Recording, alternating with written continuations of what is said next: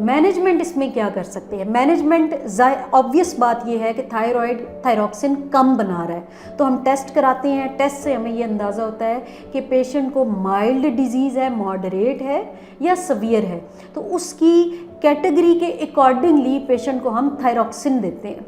Thyroxine की tablet होती है और वो सुबह निहार मुँह नाश्ते से 1 घंटा पहले दी जाती है। तो वो हम पेशेंट की डोज जो है उसकी डिज़ीज़ सेवेरिटी के अकॉर्डिंगली एडजस्ट करके, उसके वेट के अकॉर्डिंगली एडजस्ट करके उसको देते हैं। और फिर हम उसको फॉलो करते हैं थायराइड के टेस्ट के साथ, ब्लड टेस्ट के साथ। कम से कम 6 हफ्ते के बाद वो रिपीट कराया जाता है, 6 से 8 हफ्ते के बाद, देखने के लिए कि जितनी डोज हमने दी है आया वो पेशेंट के लिए सफिशेंट है, उसका टेस्ट कितना नॉर्मल हुआ है और मज़ीद बढ़ाने की या कम करने की ज़रूरत तो नहीं है।